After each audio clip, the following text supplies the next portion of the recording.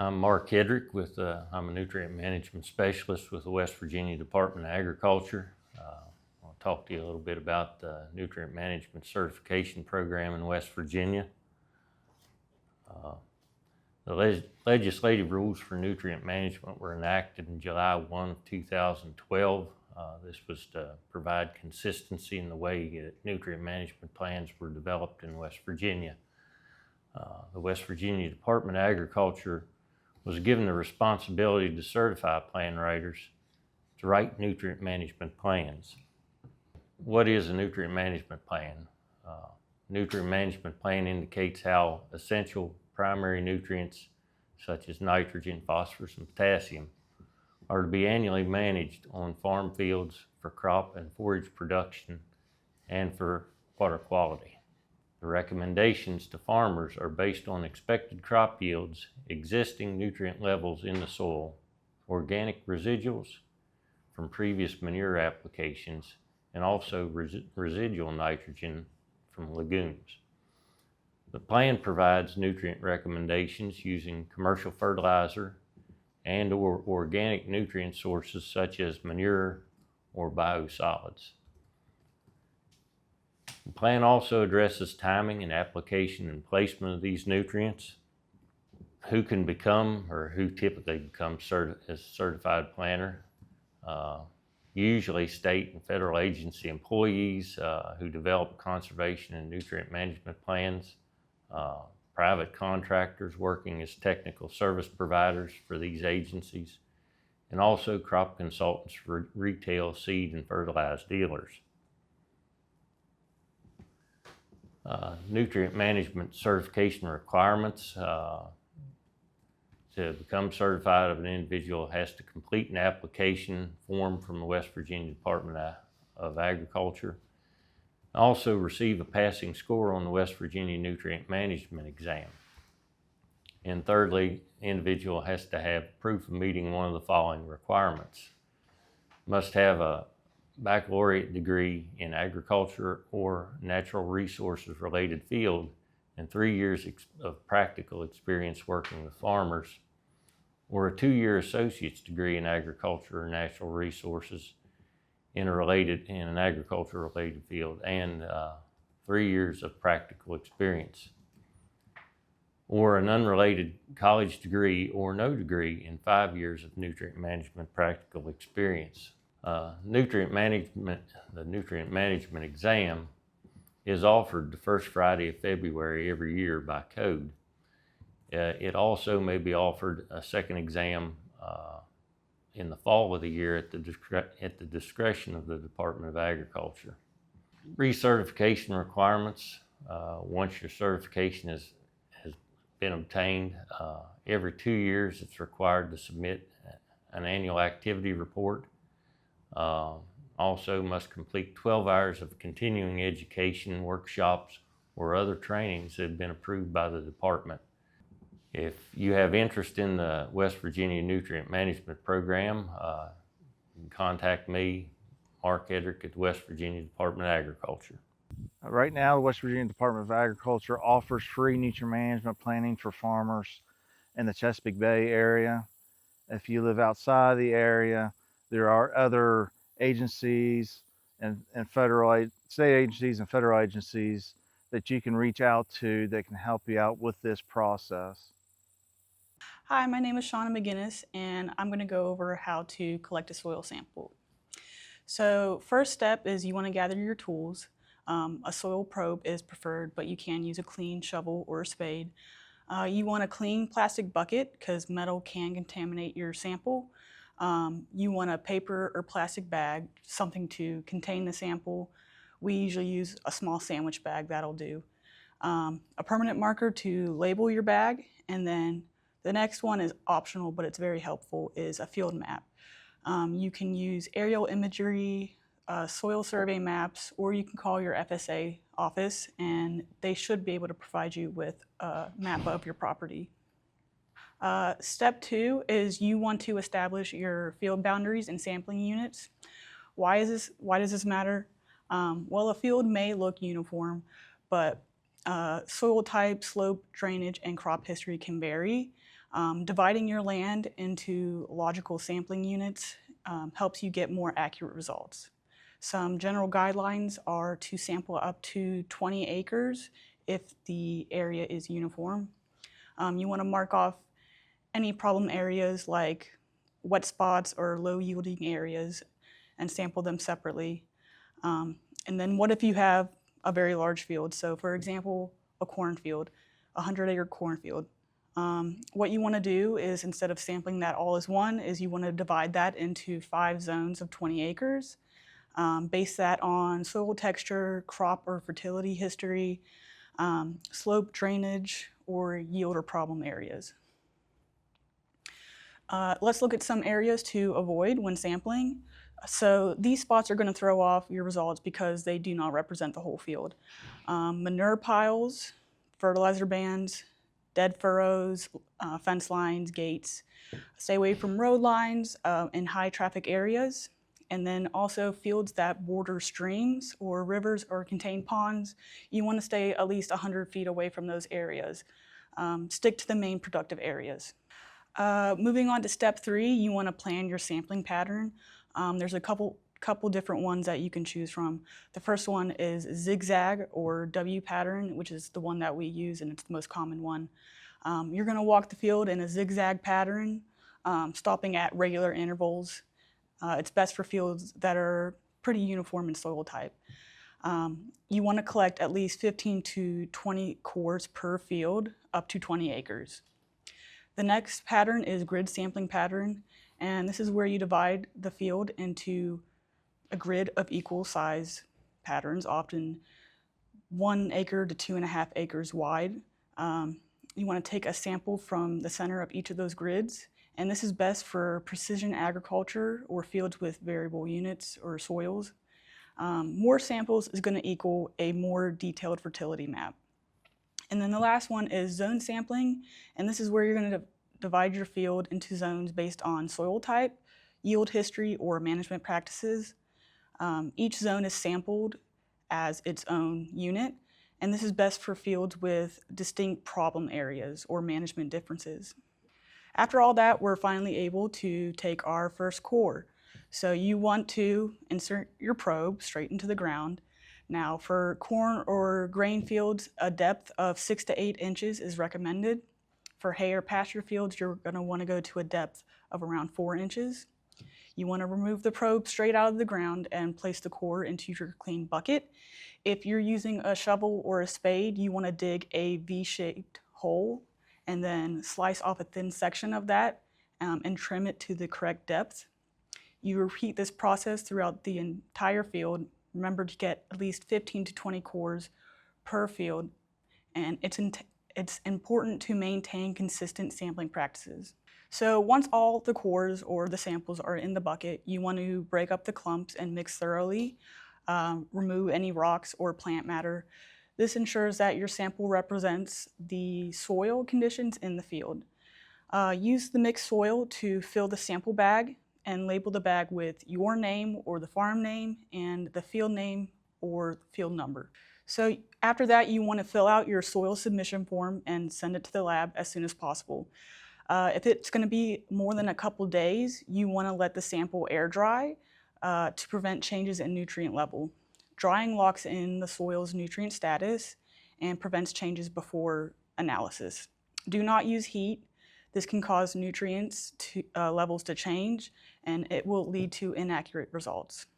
The most important sections to fill out on your submission form are name, address, and number, field identification, date sampled, acre sampled, your crop code or name, and your county. Okay, today we're going to be demonstrating on how to do the soil sampling. Just to give a little general idea of where we are standing here on this farm, and what we're going to be sampling is this section, which is a 15-acre hay field.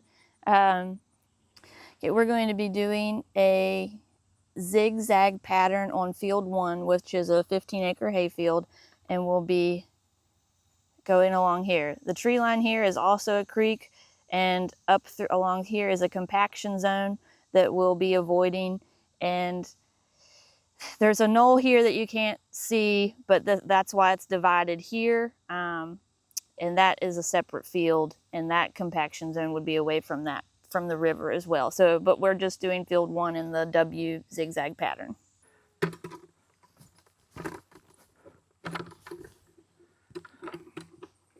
Whenever we're sampling hay and pasture fields, what we're doing is trying to take a 2 to 4 inch section of the core that I just used the soil probe to get out of the ground with. The reason for this is the rooting zone for most of your grass, hays, your grasses and your hay fields and your pastures.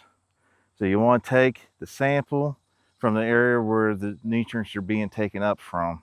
If I was sampling a cornfield, I could go down to 8 inches on a cornfield. And if I was sampling small grains, I can go down to 6 inches. Well, in this field, like was already said before, this is about a 15-acre field. And what also Gina said, we'd zigzag through this field and taking samples as we go along, about 15 to 20 core samples. We'd do a composite sample. So we take all them core samples, put them in the bucket, mix them together, and pull our composite sample from that whole field to represent the field itself. So we want to try to get as many areas as we can, but avoiding the areas where cattle might congregate, such around watering troughs, shade. We want to stay out of low-lying areas because of nutrients being able to leach through the soil, especially the potassium, and might also have effect on the pH of the soil too. Okay, now we're gonna label our bag with your field number and work up the sample to put in the bag to prepare it for the lab. So we crush the cores up.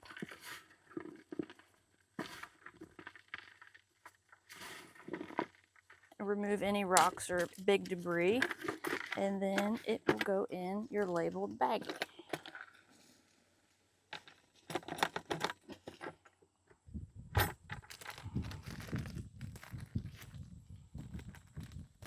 And this is what we take back to the soil shed to sieve and lay out to dry to prepare it for the lab.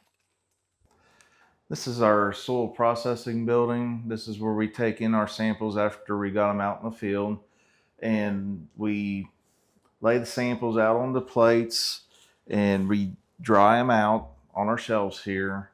And then we use a number 10 sieve to sieve the sample to get all the organic debris and the bigger clods of soil and rocks out of it for our soils lab to process. We'll put these samples in a bag, back in the bag that we had them in, and take back inside, do the paperwork, and submit them into our lab. This is Matt Seitz. I'm a chemist here at the Department of Agriculture in Moorfield, and this is the Nutrient Management Laboratory where we receive litter and manure samples that are processed for nutrient content, which goes into the information used for writing of nutrient management plans. We have various equipment in this lab that we use to analyze those samples that come in. For example, this microwave here is what's used to digest the sample into a form that it can be used for analysis on our ICP, or this instrument here is a nitrogen carbon combustion analyzer, which measures the nitrogen content of any samples that we are testing here. And we have a pH analyzer and a drying oven for moisture and solids content. That's basically the process for this laboratory and processing samples here. All right, this is a microwave digestion system, and as you can see, it has vessels in here which contain the sample, and what it does is acid digestion. So there's acid and sample added to these vessels, and then the microwave heating and pressure process changes that sample into liquid form. So it's going from a solid digestion down to a liquid form where it can be used for analysis on different instruments for the nutrient measurements. All right, and then this is a nitrogen carbon analyzer, and it's that process is done by combustion. So it has a furnace where it heats the sample to a temperature above 950 degrees so that it completely burns the sample. And what's captured there is the gas, the nitrogen gas from the sample in that combustion process is captured, and that's what's measured on this instrument here. So this is total nitrogen analysis for any litter or manure sample that we test here. This instrument here is an ICP spectrometer, and what it does is measure the metals and minerals in any nutrient sample that we receive here, whether it be manure or soil or water. We use this instrument for all three of those things that we're using that go into writing the nutrient management plan, the information for the nutrient management plan. The microwave digestion that I showed in the other lab, that where the sample is reduced to a liquid, that's what goes into tubes, and this pulls liquid from the tube into a plasma, which blows up the sample, and it's measured using a spectrometer. Okay, so this is our soil lab, and this is our automated soil pH analyzer. And soil samples that we receive in this lab are placed into little containers like this, placed into a rack on this thing, and this instrument has a automated pH probe. And what it will do is after the sample's added and water's added to that sample, it'll take the pH of that, and then it'll add a buffer solution and take the water pH as well as the buffer pH, which are the two measurements that are shown on the soil test report and that are used in the nutrient management plan. So this is an automated system. It can do, we're running about 60 samples a day. So it's time saver. Makes things way more efficient for analyzing pH on soil samples here in the lab. The information that we collect from those soil tests and manure test analysis go together along with our water quality program, but the soil and manure analysis are used specifically for the writing of the nutrient management plans. And all that comes together here, and all the testing is done here at this laboratory for those plans. So I'm Gina Bramson, and I work for the West Virginia Department of Agriculture as a nutrient management specialist, and I'm going to go over with you on how to read a soil report. The soil report is going to have several macronutrients on it, phosphorus, potassium, calcium, and magnesium. They are reported in pounds per acre, rated from very low to very high. High is an optimal rating. Nitrogen is not on our soil reports because it is highly mobile within the soil. It leaches easily, levels fluctuate rapidly with rainfall, temperature, and microbial activity. A standard test result is just a snapshot. It's not a reliable predictor of nitrogen in the soil for long-term needs. Our nitrogen needs are based on crop type, expected yield goal, soil type, previous manure applications or cover crop use, and growing conditions and timing. Our cation exchange capacity. This measures the soil's ability to hold positively charged ions, which are cations. It influences the nutrient availability and fertilizer management. A soil's storage capacity for nutrients. This is measured in McGuinness per 100 grams. Soil particles, especially clay and organic matter, have negative charges. These charges attract and hold cations until roots absorb them. The higher CEC equals greater nutrient holding capacity. Sandy soils have a lower cation exchange capacity. They don't hold nutrients well, and they need more fertilizer applications. A moderate CEC is around 8 to 15 and is ideal for most crops. Soil pH. This measures the acidity and alkalinity of the soil and is based on a scale of 0 to 14. A rating of less than 7 is acidic and greater than 7 is considered alkaline. A rating of 7 would be considered neutral. Most crops in our area are growing at the pH between 6 and 7. Low pHs results in reduced nutrient availability, and high pHs result in nutrient lockout. Our buffer index. This is found only when the pH is less than 6. If your pH is greater than 6, buffer index may not be listed. This measures the soil's resistance to pH change and based on the soil's CEC and acidity reserve. This is also used to determine how much lime is needed. A lower buffer index equals more lime required. For example, if your buffer index is 6.5, you may be recommended to apply 1 ton per acre of lime. The rates may vary by soil type and local recommendations. Next is ag lime versus dolomitic lime. Ag lime is primarily calcium carbonate, used when soil magnesium is adequate. The dolomitic lime contains both calcium and magnesium carbonate, used when soil magnesium is low, less than 50 pounds per acre. This can also help prevent grass tetany in livestock, which is a metabolic disease caused by deficiency of magnesium in the blood. Hello, I'm Jill Hauser, Nutrient Management Specialist with West Virginia Department of Agriculture. I work out of both the Moorfield office and a Davis office. Today I'm going to talk to you about calculating fertilizer applications. Commercial fertilizer is a little tricky sometimes whenever we need to find out what we're actually putting on. For an example, we're going to use a 10-20-10. The 10 is the amount of actual nitrogen that is in the 100-pound bag. We usually do it by the acre or by the ton per acre. So we're going to say there's 20 bags that make the 2,000 to make the ton. So that's 200 pounds per ton per acre. That is your nitrogen and your potassium. Phosphorus in this batch is 20 pounds, so 20 times 20 gives you 400 pounds per ton per acre. Also going on, we're going to do the value of a manure, and that depends on the type of manure that we're using, whether it be poultry, beef, dairy, or sheep, how and where it is spread, and what nutrients are needed on the fields. That would be if we would have a high P field, would we look to see if we want to move that to another field and just use commercial fertilizer where we do not have to put any phosphorus on that field.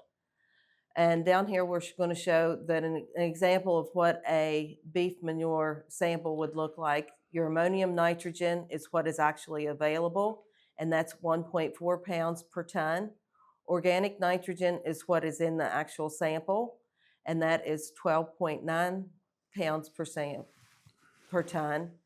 Phosphorus is 12.7 pounds per ton, and potassium is 12.5 pounds per ton. This is what a sample would look like whenever it would come from the lab. And at the bottom of that, it shows what the amount of nitrogen that is going to be available if it is incorporated or if it's land applied. And that's land applied, you're not going to have as much because we're going to lose some to the atmosphere. Some of the best management practices that we are using and suggest for a nutrient management plan are buffers. We have stream bank, property lines, roads, houses, wells, and springs. There are different amounts of setbacks that we have, and those on a stream bank, it's around 50. Property lines are 20, roads are 20, houses are 100, wells and springs are 100 also. And that could depend on where you're doing a nutrient management plan and for whom you're doing one for. But buffers are a setback where you do not spread manure or fertilizers in those areas. Cover crops are another area that we look at. Harvest in the spring or incorporate for a green manure for organic materials. Cover crops are planted to take up any fertilizer that is left over that the crop does not use for that whenever you plant that summer. And the cover crops are planted in the fall to take up those extra nutrients. In the spring is when you decide whether you can harvest them, or if you incorporation for green manure for organic material is just plowing it down before you plant your spring plantings. Tillage, we have different types of tillage. Moldboard plowing is where you actually plow, turn the soil over, and that is when you see your most soil loss. Minimum till or no till are what is suggested for nutrient management because that is when your nutrients move the least. Grazing, we have rotational, continuous, or flash grazing buffers. Rotational grazing is when you have your farm sectioned off. Cattle you have intensive rotational or just rotational, where a lot of beef farmers use rotational grazing, where they'll put them in one field, let them graze down, put them in another field, and then go back to the first field once it's grown back. Continuous grazing is where you put them in and you do not take them out at all, and they just are continuously grazing that, and a lot of times you have a little bit of soil loss there. And flash grazing buffers is where I was talking about buffers earlier, where you would fence out stream banks. And these are areas that you would turn the animals in, let them graze for a day or two to take down the vegetation that's there, and then take them back out so they're not into the streams all the time. And the benefits of a nutrient management plan: you increase your yield increases, your better nutrient uses, improved plant health, improved soil health, possible increases in economic benefits, and lower your fertilizer cost. Now we're going to move on to how to collect a litter or manure sample. Before we step onto any farm, we need to think about biosecurity. Whether it's a poultry farm, dairy operation, or mixed livestock operation, disease prevention is critical. If we're sampling poultry litter, be extra cautious. Avoid houses unless needed, and steer clear if you've recently been on another poultry site. So you want to make sure you're wearing clean clothes, boots, or disposable covers. Use disposable gloves and sanitize tools between sites. Never go from one farm to another without cleaning tools or changing gear. Disinfect probes, buckets, and containers before and after use. And always call ahead and ask about farm-specific biosecurity measures. So for solid manure sampling, you want to use a clean shovel, auger, or sampling probe. Sample from at least 6 to 12 inches deep, depending on the pile, and you want to take at least 10 to 15 subsamples from different parts of the pile. Do from the top, the side, the bottom. You're aiming to get a sample that represents the entire pile, not just a single spot. You want to place all those subsamples into a container and mix thoroughly to create a composite sample. And then you want to transfer about 1 pint of that into your labeled sealed container. Keep the sample cool with refrigeration or an ice pack until you can deliver it to the lab. For liquid manure sampling, you always want to agitate before sampling. Always agitate liquid manure in lagoons, pits, or tanks before collecting samples. Use a mechanical agitator or pump. Without agitation, all the nutrients are going to settle at the bottom and you're not going to get a clear reading. Take 8 to 10 dipper samples, mix them into a clean container, and pour a portion of that into a leak-proof sample bottle. Label it, keep it cold, and deliver it to the lab within 24 to 48 hours. Every now and then, whenever we're doing a nutrient management plan for a farm, we have to realize that some of them have biosecurity areas set up on their farm, especially poultry industry has biosecurity programs set up for all their farmers. And this is thing that we want to address because we do not want to be the cause of a spread of a disease outbreak among farms. So most times when we talk to farmers, especially poultry producers, we try to get them to take the sample for us. We tell them how to take it by taking a composite sample where you take multiple samples from different areas of the pile, digging down to about 12 to 14 inches to get to the dry area where it hasn't been volatilized off, nitrogen hasn't been volatilized off of gas from the outer edges of the piles. If you do have to take a sample, you need to make sure that the farmer is okay with you entering his biosecurity area. And if he is, you need to follow the biosecurity program set up before with your agency or state agency or federal agency. With ours, we had to park outside of the production area and suit up go into the area to get the sample, and then come back and undress from our biosecurity outfits in a manner that where we wouldn't be transmitting the disease if there was one on the farm. Today I'm going to give you a few topics about nutrient management. I'm going to start off today talking about the primary macronutrients, what the functions that they have in the plant, and what type of deficiencies to look for when you're out in the field. Start off with nitrogen deficiency. To begin with, the functions in the plant, it's found in the chlorophyll, nucleic acids, and amino acids of the cells, and the component of protein and enzymes with control all biological processes of that plant's life, from germination of the seed clear through seed development. Some of the deficiency symptoms to look for, especially in nitrogen. First thing that we need to know is nitrogen is mobile in the plant. What that means is that whenever there's going to be a deficiency in the soil, the plant is going to take from older leaves the nitrogen out of the older leaves and bring it to the newer leaves. So what you're going to be looking for is what they call chlorosis of the older leaves, which are going to be turning yellow. Also, you're going to look for possible reduced yield later on in the corn or the plant's maturity, grain, whatever you're planting. Some of the plants will be stunted, slow growing. Plants more susceptible to weather and stress and disease. And sometimes some of the crops might mature a little bit earlier. The other primary macronutrient we're going to be looking at is also phosphorus.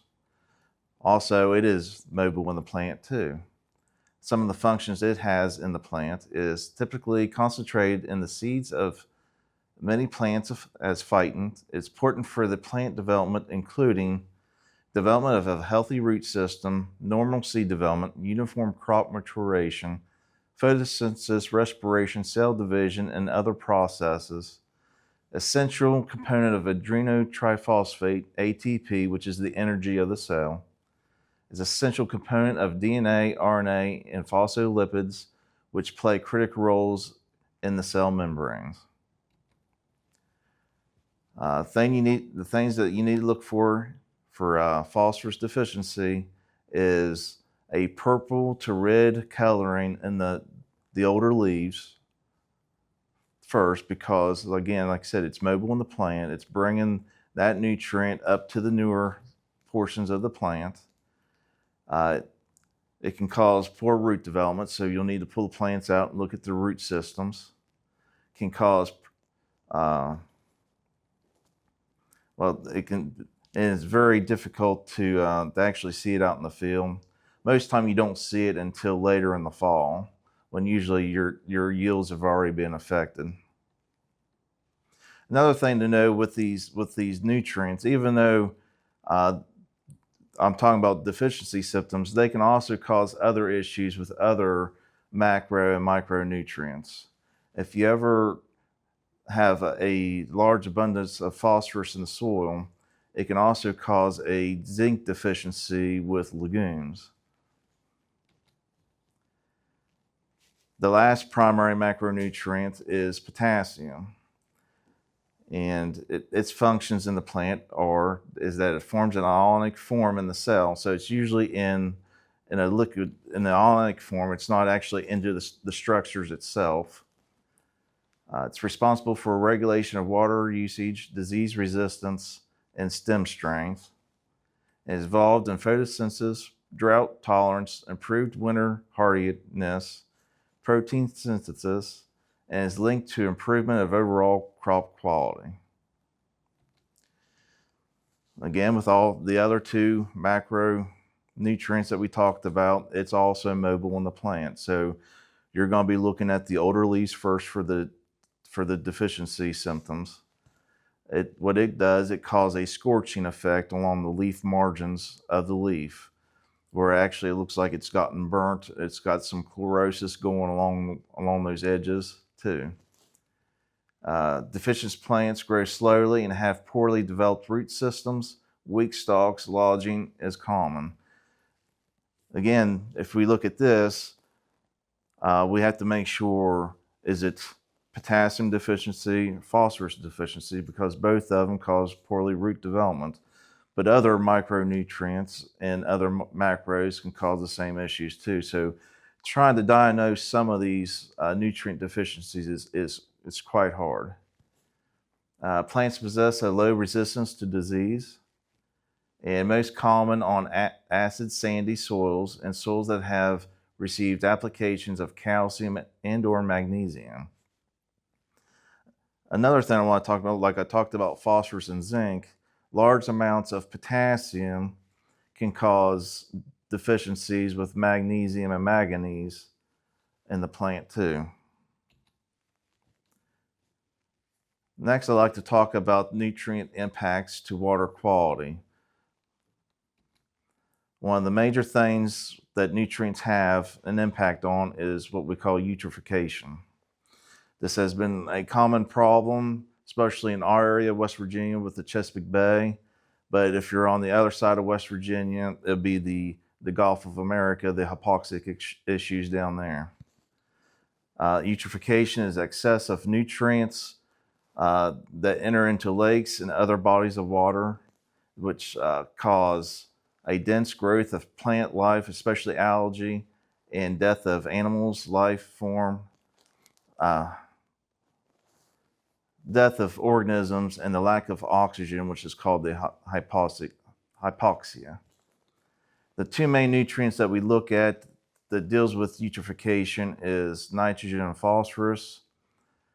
These are the two nutrients that we try to manage with our nutrient management plans on how we apply nutrients, or even give examples of BMPs, best management practice, to help with the issues of not losing soil or the nutrients off of the field. The phosphorus is usually the limiting nutrient with eutrophication. The causes of the algae bloom we'll call it, or it's from the eutrophication, but they can be toxic to animal life and even human life. They prevent light penetration, the algae blooms, which can cause plants to die off. The underwater plants, they can't have photosynthesis because the sunlight can't reach them, so they die off, which has dramatic effects on ecosystems. And then whenever the algae dies off, the bacteria and other organisms take out the dissolved oxygen out of the water to help break down the algae, which causes your hypoxic areas. Another issue that we also try to help with our nutrient management plans by offering different types of buffers and other best management practices is sedimentation. When we lose soil off of the fields or areas that are in the cities that are developing land, if they don't have the proper BMPs installed, the sediment can enter the streams and cause dramatic effects into our tributaries. And as you can see here on this slide, the Chesapeake Bay area, you can see the sediment that's coming out of the river into the Chesapeake Bay area there. What this does is the sediment can cover up spawning areas for fish and oyster beds, areas of ecosystems that these organisms use for their daily life, and cause drastic effects on the abundance of their life in these ecosystems. It decreases the water depth because you're bringing in sediment, filling in the bottom of these streams in bay areas, which in effect causes water temperature to increase. When water temperature increases, its ability to hold dissolved oxygen decreases. So another way, you don't have enough dissolved oxygen in that area also. The sediment also has an effect on the sunlight for the submerged vegetation also, for what they need for photosynthesis. Sometimes these sediments also are laden with nutrients, especially phosphorus. Phosphorus is tightly bonded to sediment. So that's the easiest way for the phosphorus to enter these ecosystems and cause eutrophication issues. Another thing is they can also have pesticides that have that are persistent in the environment, can have effect on these ecosystems. Another part of nutrient management that's coming around is climate smart mitigation practices. The one thing with nutrient management that we follow is the 4 R's of nutrient management: the right source, the right rate, the right time, and the right place. All these 4 R's correspond with one another, and different things that we do with different practices that we do could be at the right source at the right time, can meet the different R's. Usually with right source, are you using the right fertilizer, or are you wanting to use an organic source to help with soil health or add the other micronutrients that you might not get out of a chemical fertilizer? Right rate, are you applying the right rate to meet the nutrient needs of the crop? And this kind of corresponds with the right time, like should we split apply these nutrients? Say on hay fields, nitrogen is very volatile in the environment. You can lose nitrogen through the soil profile from leaching if the soil's been laden with water for a long period of time. If we have heavy rainfalls with no grass to capture the nitrogen, it can be run off into streams. It can also, if the ground is barren when the nitrogen's on and we haven't got no moisture, it can also volatilize off as a gas as ammonia. So applying the right rate at the right time, especially with hay fields, would be a great benefit to your hay fields, because you can split apply it to where you have your abundance of nitrogen at planting, and then come back with about half of it or 40% of the nitrogen that you need for the total crop after the first cutting. And also another thing we can look at is the right place. If the farmer has the right equipment to ban fertilizer, putting the fertilizer where it's going to be mostly efficiently used by the plant, to where you can put it there where it'll be picked up by the plant and you'll be more cost effective for the farmer. Another mitigation practices that we're looking at too is precision agriculture. Precision agriculture can improve resource management through the precise application of inputs such as water, fertilizer, and feed, leading to more efficient agricultural production.